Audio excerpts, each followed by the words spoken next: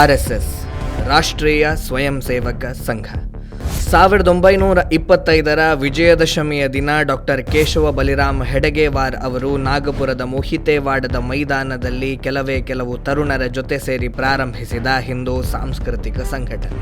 ಇವತ್ತು ಇದೇ ಸಂಘಟನೆ ಶತಮಾನದ ಹೊಸ್ತಿಲಿನಲ್ಲಿದ್ದು ದೇಶ ವಿದೇಶಗಳಲ್ಲಿ ಹರಡಿ ಜಗತ್ತಿನ ನಂಬರ್ 1 ಸಾಂಸ್ಕೃತಿಕ ಸಂಘಟನೆಯಾಗಿ ಸ್ವಯಂ ಸೇವಕ ಸಂಘಟನೆಯಾಗಿ ಬೆಳೆದಿದೆ. ಸ್ನೇಹಿತರೆ, ಸಂಘ ಸ್ಥಾಪನೆಯಾದ ಸಮಯದಲ್ಲಿ ಭಾರತ ಹೇಗಿತ್ತು ಅನ್ನೋದನ್ನ ಸಂಕ್ಷಿಪ್ತವಾಗಿ ಹೇಳ್ತೇವೆ. ಅದು 1925. ಭಾರತದಲ್ಲಿ ಸ್ವಾತಂತ್ರ್ಯ ಹೋರಾಟ ತೀವ್ರಗತಿಯಲ್ಲಿ ಸಾಗ್ತಾ ಇದ್ದಂತಹ ಸಮಯ. ಗಾಂಧೀಜಿಯವರ ನೇತೃತ್ವದಲ್ಲಿ ಕಾಂಗ್ರೆಸ್ ಸಂಘಟನೆ ದೇಶವ್ಯಾಪಿಯಾಗಿ ತನ್ನದೇ ರೀತಿಯಲ್ಲಿ ಅಹಿಂಸಾತ್ಮಕವಾಗಿ ಹೋರಾಟವನ್ನ ಮಾಡ್ತಾ ಇತ್ತು. ಇನ್ನೊಂದು ಕಡೆ ಕ್ರಾಂತಿಕಾರಿಗಳು ಸಶಸ್ತ್ರಧಾರಿಗಳಾಗಿ ತಾಯಿ ಭಾರತೀಯ ಬಂಧು ಮುಕ್ತಿಗಾಗಿ ತಮ್ಮ ಪ್ರಾಣವನ್ನೇ ಆಹುತಿ ಮಾಡುತ್ತಾ ಹೋರಾಟವನ್ನ ಮಾಡ್ತಾ ಇದ್ರು. ಮಗದೊಂದು ಕಡೆ ಸ್ವಾತಂತ್ರ್ಯ ಹೋರಾಟಕ್ಕೂ ನಮಗೂ ಸಂಬಂಧವೇ ಇಲ್ಲ ಅನ್ನುವ ಹಾಗೆ ಸಮಾಜದ ಒಂದಷ್ಟು ವರ್ಗ ಬ್ರಿಟಿಷರ ಅಡಿಯಾಳಾಗಿ ಹಾಯಾಗಿ ಜೀವನವನ್ನು ನಡೆಸ್ತಾ ಇದ್ರು. ಡಾಕ್ಟರ್ ಕೇಶವ ಬಲಿರಾಮ್ ಹೆಡಗೇವಾರ್ ಅವರು ಸ್ವತಃ ಸ್ವಾತಂತ್ರ್ಯ ಹೋರಾಟಗಾರರಾಗಿದ್ದರು. ಕಾಂಗ್ರೆಸ್ ಸಂಘಟನೆಯಲ್ಲಿ ಸಕ್ರಿಯವಾಗಿದ್ದ ಅವರು ಬಾಲಗಂಗಾಧರ ತಿಲಕರ ಅಪ್ಪಟ ಶಿಷ್ಯರಂತಿದ್ದರು. ನಾಗಪುರದಲ್ಲಿ ನಡೆದಿದ್ದಂತಹ ಕಾಂಗ್ರೆಸ್ ಅಧಿವೇಶನವನ್ನ ಯಶಸ್ವಿಯಾಗಿ ನಡೆಸಿದ್ದರು. ತಿಲಕರ ಕಾಲಾನಂತರ ಗಾಂಧೀಜಿ ನೇತೃತ್ವದ ಕಾಂಗ್ರೆಸ್ನ ನಡೆಗಳು ಡಾಕ್ಟರ್ ಜಿ ಅವರಿಗೆ ಸರಿ ಎನಿಸಲಿಲ್ಲ. ಇದೇ ಕಾರಣಕ್ಕಾಗಿ ಕಾಂಗ್ರೆಸ್ ಅನ್ನು ತೊರೆದು ಕ್ರಾಂತಿಕಾರಿಗಳೊಂದಿಗೆ ಗುರುತಿಸಿಕೊಂಡರು. ಕ್ರಾಂತಿಕಾರಿ ಸಂಘಟನೆಯಾದ ಅನುಶೀಲನ ಸಮಿತಿಯಲ್ಲಿ ಕೆಲಸ ಮಾಡತೊಡಗಿದರು. ಇಷ್ಟೆಲ್ಲ ಸ್ವಾತಂತ್ರ್ಯ ಹೋರಾಟದಲ್ಲಿ ಭಾಗವಹಿಸಿದ ನಂತರ ಭಾರತದ ಭೂತ, ಭವಿಷ್ಯ ಮತ್ತು ವರ್ತಮಾನವನ್ನ ನೆನೆದು ಸ್ವಾತಂತ್ರ್ಯವೇನೋ ಇವತ್ತಲ್ಲ ನಾಳೆ ಸಿಕ್ಕೇ ಸಿಗುತ್ತೆ, ಆದರೆ ಗಳಿಸಿಕೊಂಡ ಸ್ವಾತಂತ್ರ್ಯವನ್ನು ಉಳಿಸಿಕೊಳ್ಳುವ ಬಗೆ ಹೇಗೆ? ನಮ್ಮ ಪೂರ್ವಜರ ಆತ್ಮವಿಸ್ಮೃತಿಯ ಕಾರಣದಿಂದ ನೂರಾರು ವರ್ಷಗಳ ಕಾಲ ಪರಕೀಯರ ಗುಲಾಮಗಿರಿಯಲ್ಲಿ ಬದುಕುವಂತಾಯಿತು. ಮುಂದೆ ಇಂತಹ ಪರಿಸ್ಥಿತಿ ನಿರ್ಮಾಣವಾಗಬಾರದು. ನಿರಂತರ ಜಾಗೃತಿಯೇ ಸ್ವಾತಂತ್ರ್ಯದ ನಿಜವಾದ ಬೆಲೆ ಅಂತಂದುಕೊಂಡು ಹಿಂದೂಗಳಿಗೊಂದು ಸಂಘಟನೆಯ ಅವಶ್ಯಕತೆ ಇದೆ ಅನ್ನುವುದನ್ನ ಅರ್ಥ ಮಾಡಿಕೊಂಡರು. ಹಿಂದೂ ಮುಂದೆಂದೂ ಆತ್ಮವಿಸ್ಮೃತಿಗೆ ಒಳಗಾಗಬಾರದು. ಸದಾ ಜಾಗೃತನಾಗಿರಬೇಕು. ಸದಾ ಜಾಗೃತನಾಗಿರಬೇಕಾದರೆ ಅದಕ್ಕೆ ಬೇಕಾದುದೇ ವ್ಯಕ್ತಿ ನಿರ್ಮಾಣ. ವ್ಯಕ್ತಿ ನಿರ್ಮಾಣದ ಮೂಲಕವೇ ರಾಷ್ಟ್ರ ನಿರ್ಮಾಣ ಅನ್ನುವಂತಹ ಸಂಕಲ್ಪದೊಂದಿಗೆ 1925ರ ವಿಜಯದಶಮಿಯಂದು ರಾಷ್ಟ್ರೀಯ ಸ್ವಯಂ ಸೇವಕ ಸಂಘ ಅನ್ನುವಂತಹ ಸಂಘಟನೆಯನ್ನು ಸ್ಥಾಪಿಸಿದರು. ಇದು ಸಂಘ ಸ್ಥಾಪನೆಯಾದ ಸಮಯದಲ್ಲಿ ಇದ್ದಂತಹ ಭಾರತದ ಪರಿಸ್ಥಿತಿ. ಮುಂದಕ್ಕೆ ಸಂಘದ ಕಾರ್ಯವು ವಿಸ್ತಾರಗೊಳ್ಳುತ್ತಾ ಹೋಯಿತು. ಹೀಗೆ ವಿಸ್ತಾರಗೊಳ್ಳುತ್ತಾ ಇದ್ದಂತಹ ಸಮಯದಲ್ಲಿ ಸಂಘದ ಪ್ರೇರಣೆ ಮತ್ತು ಮಾರ್ಗದರ್ಶನದ ಜೊತೆಗೆ ಆಯಾಯ ಕ್ಷೇತ್ರಗಳಲ್ಲಿ ಪ್ರಭಾವ ಬೀರುವಂತಹ ರಾಷ್ಟ್ರೀಯತೆಯನ್ನು ತರುವ ದೃಷ್ಟಿಯಿಂದ ಸಂಘಟನೆಗಳು ಪ್ರಾರಂಭವಾದವು. ಉದಾಹರಣೆಗೆ ವಿದ್ಯಾರ್ಥಿಗಳ ನಡುವೆ ಅಖಿಲ ಭಾರತೀಯ ವಿದ್ಯಾರ್ಥಿ ಪರಿಷತ್, ರೈತರ ನಡುವೆ ಭಾರತೀಯ ಕಿಸಾನ್ ಸಂಘ, ರಾಜಕೀಯ ಕ್ಷೇತ್ರದಲ್ಲಿ ಭಾರತೀಯ ಜನಸಂಘ, ಮುಂದೆ ಅದುವೇ ಭಾರತೀಯ ಜನತಾ ಪಕ್ಷವಾಯಿತು. ಕಾರ್ಮಿಕರ ಕ್ಷೇತ್ರದಲ್ಲಿ ಭಾರತೀಯ ಮಜ್ದೂರ್ ಸಂಘ, ಹೀಗೆ ಎಲ್ಲ ಕ್ಷೇತ್ರಗಳಲ್ಲೂ ಕೂಡ ಸಂಘಟನೆಗಳು ಪ್ರಾರಂಭವಾದವು. ಇಷ್ಟೆಲ್ಲ ಕಾರ್ಯ ವಿಸ್ತಾರಗೊಳ್ಳುತ್ತಾ ಇರುವಾಗಲೂ ವಿವಿಧ ಕ್ಷೇತ್ರಗಳಲ್ಲಿ ಸಂಘಟನೆಗಳು ಬೆಳೆದರೂ ಮೂಲ ಕಾರ್ಯಪದ್ಧತಿಯಲ್ಲಿ ಸಂಘ ಯಾವತ್ತೂ ಬದಲಾವಣೆಯನ್ನು ಮಾಡಿಕೊಂಡಿಲ್ಲ. ನಿತ್ಯ ಶಾಖೆಯ ಮೂಲಕ ವ್ಯಕ್ತಿ ನಿರ್ಮಾಣದ ಕೆಲಸ ನಿರಂತರವಾಗಿ ಸಾಗುತ್ತಲೇ ಇದೆ.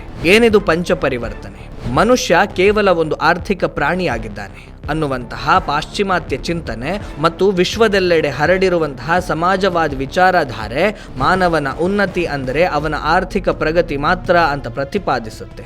ಅದಕ್ಕಾಗಿ ಆಯಾಯ ಸರ್ಕಾರಗಳು ಕೆಲವು ನೀತಿಗಳನ್ನು ರೂಪಿಸುವ ಮೂಲಕ ಕೆಲಸ ಮಾಡಿದರೆ ಇಡೀ ಮಾನವ ಸಮಾಜದ ಕಲ್ಯಾಣವಾಗುತ್ತದೆ ಅನ್ನುವಂಥದ್ದನ್ನು ಕೆಲವರು ಭಾವಿಸ್ತಾರೆ. ಭಾರತೀಯ ಪರಿಕಲ್ಪನೆಯಲ್ಲಿ ಮಾನವ ಕಲ್ಯಾಣ ಅಂದರೆ ಸರ್ಕಾರದ ನೀತಿ ನಿರೂಪಣೆಗಳಿಂದ ಆಗುವಂಥದ್ದಲ್ಲ, ಬದಲಾಗಿ ಅದು ಕೌಟುಂಬಿಕ ಮೌಲ್ಯಗಳಿಂದ ಮಾತ್ರ ಸಾಧ್ಯ ಅನ್ನುವಂಥದ್ದು ಶತಶತಮಾನಗಳಿಂದ ನಿರೂಪಿತವಾದಂತಹ ಸತ್ಯ.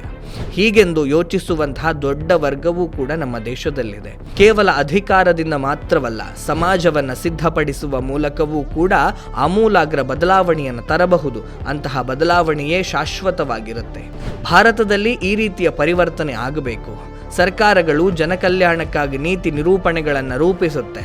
ಇದು ಕಾಲಕಾಲಕ್ಕೆ ಬದಲಾವಣೆಯೂ ಆಗುತ್ತೆ. ತನ್ನ ವೈಯಕ್ತಿಕ ಜೀವನದಲ್ಲಿ ಮೌಲ್ಯಾಧಾರಿತ ಧರ್ಮವನ್ನು ಅನುಸರಿಸುವಂತಹ ವ್ಯಕ್ತಿ, ಇಂತಹ ವ್ಯಕ್ತಿಗಳಿಂದ ರೂಪಿಸಲ್ಪಡುವಂತಹ ಕುಟುಂಬಗಳು ಮಾತ್ರ ಸಮಾಜದಲ್ಲಿ ಶಾಶ್ವತವಾದಂತಹ ಬದಲಾವಣೆಯನ್ನು ತರುತ್ತೆ.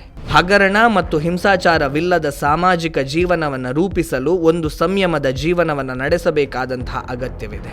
ಇದಕ್ಕಾಗಿ ಪ್ರತಿಯೊಬ್ಬ ವ್ಯಕ್ತಿ ಮತ್ತು ಕುಟುಂಬವನ್ನು ಸಿದ್ಧಪಡಿಸಬೇಕಾಗಿದೆ. ಜಾತಿ ತಾರತಮ್ಯವನ್ನು ನಿವಾರಿಸಿ ಜಾತಿಗಳ ನಡುವೆ ಸಾಮರಸ್ಯವನ್ನು ತರಬೇಕಾಗಿದೆ. ಪರಿಸರ ವ್ಯವಸ್ಥೆಯನ್ನು ರಕ್ಷಿಸಬೇಕಾಗಿದೆ. ದೇಶದ ಪ್ರಜೆಗಳಲ್ಲಿ ಸ್ವದೇಶಿ ಭಾವವನ್ನು ಮೊಳಗಿಸಬೇಕಾಗಿದೆ. ಸರ್ಕಾರಗಳು ರೂಪಿಸಿದಂತಹ ನೀತಿ ನಿರೂಪಣೆಗಳು, ನಿಯಮಗಳನ್ನು ಪಾಲನೆ ಮಾಡಬೇಕಾಗಿರುವಂಥದ್ದು ಪ್ರತಿಯೊಬ್ಬ ವ್ಯಕ್ತಿಯ, ಪ್ರತಿಯೊಬ್ಬ ಪ್ರಜೆಯ ಜವಾಬ್ದಾರಿ. ಈ ರೀತಿಯ ಶಿಷ್ಟಾಚಾರವನ್ನು ಜನರಲ್ಲಿ ಬೆಳೆಸಬೇಕಿದೆ. ಈ ಎಲ್ಲ ಕಾರ್ಯಗಳನ್ನು ಒಳಗೊಂಡಿರುವಂತಹ ಒಂದು ವ್ಯವಸ್ಥೆಯೇ ಪಂಚಪರಿವರ್ತನೆ. ಸಂಘ ಶತಮಾನದ ಹೊಸ್ತಿಲಿನಲ್ಲಿ ಇರುವಾಗಲೂ ಕೂಡ ತನ್ನ ಮೂಲ ಕಾರ್ಯಪದ್ಧತಿಯಾದ ವ್ಯಕ್ತಿ ನಿರ್ಮಾಣದಲ್ಲಿ ಎಳ್ಳಷ್ಟು ಕೂಡ ವ್ಯತ್ಯಾಸವನ್ನು ಮಾಡಿಕೊಂಡಿಲ್ಲ. ಆದರೆ ವ್ಯಕ್ತಿ ನಿರ್ಮಾಣದ ಕಾರ್ಯದ ಜೊತೆಗೆ ಇನ್ನೊಂದು ಹೆಜ್ಜೆಯನ್ನು ಮುಂದಿಟ್ಟಿದೆ. ಅದೇ ಸಮಾಜ ಪರಿವರ್ತನೆಯ ಕಾರ್ಯ. ಇದಕ್ಕಾಗಿಯೇ ಪಂಚಪರಿವರ್ತನೆಯ ಪರಿಕಲ್ಪನೆಯನ್ನು ಸಮಾಜದ ಮುಂದಿಟ್ಟಿದೆ. ಸಮಾಜ ಜಾಗರಣದ ಪಂಚಪ್ರವಾಹವಾಗಿರುವಂತಹ ಪಂಚಪರಿವರ್ತನೆಯ ಕಾರ್ಯಗಳು ಯಾವುವು ಅಂದರೆ ಸಾಮಾಜಿಕ ಸಾಮರಸ್ಯ, ಪರ್ಯಾವರಣ ಸಂರಕ್ಷಣೆ, ಸ್ವದೇಶಿ ಭಾವ ಜಾಗರಣ, ಕುಟುಂಬ ಪ್ರಬೋಧನ, ನಾಗರಿಕ ಕರ್ತವ್ಯ. ಇದಿಷ್ಟು ಸಮಾಜದಲ್ಲಿ ಬದಲಾವಣೆಯನ್ನು ತರಲು ರಾಷ್ಟ್ರೀಯ ಸ್ವಯಂ ಸೇವಕ ಸಂಘವು ಕೈಗೆತ್ತಿಕೊಂಡಿರುವಂತಹ ಕಾರ್ಯಗಳು. ಈ ಎಲ್ಲ ಕಾರ್ಯಗಳನ್ನು ಸಮಾಜ ಸ್ವೀಕರಿಸಿ ಪಾಲನೆ ಮಾಡಿದರೆ ಸಮಾಜದಲ್ಲಿ ಆಮೂಲಾಗ್ರವಾದಂತಹ ಬದಲಾವಣೆ ಬರಬಹುದು. ಸ್ನೇಹಿತರೆ, ಇದಿಷ್ಟು ಪಂಚಪರಿವರ್ತನೆ ಕಾರ್ಯದ ಸಂಕ್ಷಿಪ್ತವಾದಂತಹ ಪೀಠಿಕೆ. ಮುಂದಕ್ಕೆ ಒಂದೊಂದೇ ಕಾರ್ಯದ ಬಗ್ಗೆ ಸರಣಿ ರೂಪದಲ್ಲಿ ವಿವರಣಾತ್ಮಕ ವಿಡಿಯೋಗಳು ನಮ್ಮ ರಿತಮ್ ಕನ್ನಡದಲ್ಲಿ ಬರಲಿದೆ. ಅಲ್ಲಿಯವರೆಗೆ ರಾಷ್ಟ್ರೀಯ ಭಾವವನ್ನು ಉದ್ದೀಪಿಸುವಂತಹ ನಮ್ಮ ರಿತಮ್ ಕನ್ನಡ ಚಾನಲನ್ನು ತಪ್ಪದೆ ವೀಕ್ಷಿಸಿ. ನಮಸ್ಕಾರ.